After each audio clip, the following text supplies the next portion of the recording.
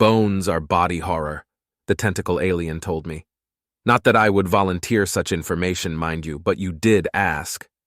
I did, I agreed, lifting another crate. That's really funny, honestly. What about them is disturbing? Mur twisted his blue-black tentacles in a way that looked anxious. Just the idea of something rigid inside your flesh, he said with a wiggly shudder.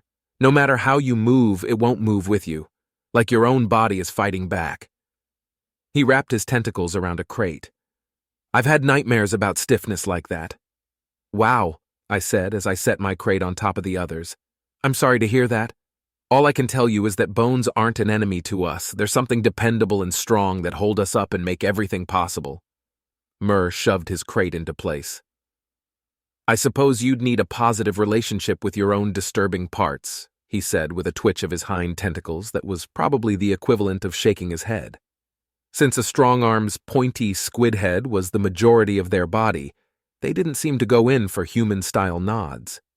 Well, sure, same as you, I said, checking the hover cart for more crates. You know most humans find tentacles creepy, right? I have heard, he said with a smug little smile. No nods, but yes, smiles, with a mouth in the right place even. I was privately glad that he had a mouth on the front of his head, instead of hidden among his tentacles like an earth cephalopod. I was debating whether to tell him that when a crewmate of an entirely different body type walked in on clicking feet. I pointed at him. What about exoskeletons? I asked Mur. Z stopped beside the cart. What about exoskeletons? He demanded. He struck a pose out of an intergalactic fashion show, letting the ship's lights play on his vivid purple carapace while he snapped his pincher arms. Are you squishies jealous? Sure, let's go with that, Mur told him before turning to me.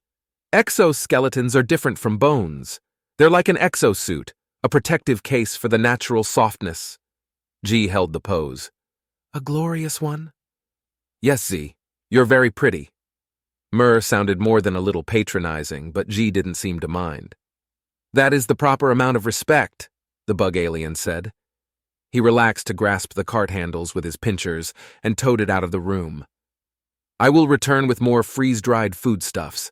Make sure you tie those crates down. Yeah, we've got it, Mur told him. Make sure you get the right ones.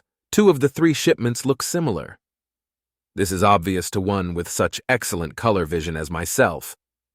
Mur made the little popping noises that pass for laughter and turned toward the adjustable netting. He threw one end to me. We spent the next few minutes fastening things down to industry standards, which still seemed a little excessive. I'd never seen the ship's anti-gravity fail yet, but I supposed meteor impacts were possible. Some of those buggers were much faster than I'd ever expected before I got into space. We're going to need a replacement for this one, Mur said, fingering a hole in one net. Does it count as fingering if he used a tentacle tip? Tentacling just doesn't sound right. He set it aside near the door. Do we have enough for now? I asked. Yeah, probably, he said.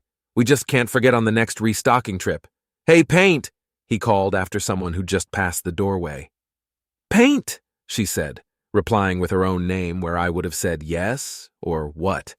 Her full name was Painted Sunset, but since that sounded way too much like the captain's name, Piercing Sunlight, she just stuck to Paint. She poked her snout of mottled orange scales around the doorframe, all polite curiosity. Can you put another net on the shopping list? Mur asked. Big or small? Big, please.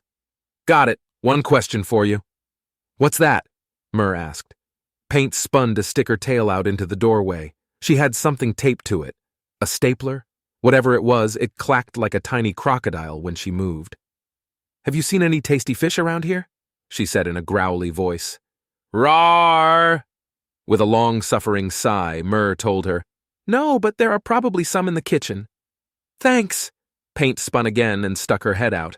Was it scary? I think it needs eyes to be really scary. Mur sighed. That was good, I said. Eyes would be better. Hey, do you have access to googly eyes out here? The little sticky ones? No, what are those? Paint asked, walking into the room. They sound fun. They are, I told her. I used to like putting two on my hand and making a little face like this. I demonstrated, wrapping a forefinger around my thumb and moving both together like a talking mouth. Hello, I don't have teeth. Paint thought this was the best thing ever, and despite Murr's eye-rolling maturity, he couldn't take his eyes off the display. That is unsettlingly convincing, he admitted, even without eyes. If I saw that sneak around a corner and start talking to me, I'd believe we had a stowaway of a species I'd never seen before. He pointed 3 tentacles at my face. Do not do that as a prank, or I'll throw your shoes out the airlock. I know you treasure those. It's not that I treasure them, I said. The floor is just cold without them, and I could step on something sharp. Yeah, so? That's life, the squid-like alien said. You don't see me wearing an exosuit about the ship just because the floor is cold. Hey, do that hand thing one more time, Paint said. I think I've almost got it. Her scaly orange fingers were too short to manage the same effect, but she was trying. More crates, announced G from the hallway. Make some emptiness. The 3 of us moved aside for him to direct the hovercart into place. Paint gushed about the hand thing. It looks so convincing. I can't do it right. Show him. I did, feeling a bit silly in front of his unblinking, massive eyes. His antennae held still, making his expression hard to read. Hello, I said. I'm a mouth. That's not a mouth, he declared. Before I could say, yeah, that's the point, he stepped back from the cart. With a flourish, he tucked his head low against his shoulders and bent his pincher arms into a terrifying facsimile of a gaping jaw lined with teeth. Paint squeaked. Murr slapped a tentacle against the floor. Wow, I said. Yeah, googly eyes have nothing on that. Murr pointed at him. I see you also have a potential prank that you should not pull. At the same time, Paint exclaimed, You have to show sunlight! Murr gave her a look. Do not terrify the captain. No, she'll love it.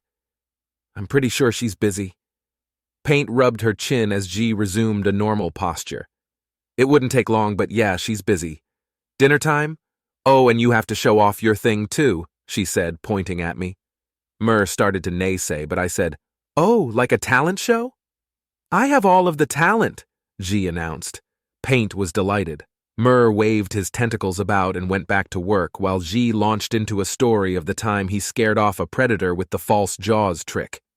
Come on, let's tell everybody else about the talent show, Paint said. This'll be great! She waved for G to follow her, and he went, still talking. Murr grumbled. Dinner is going to be interesting. I hope it doesn't put anyone off their food. I'll try not to do anything bone-related, I said. I appreciate the restraint. After a moment of handling crates, I asked, Did you know our blood is made inside our bones? Oh, that is so much worse. I may just get sick ahead of time.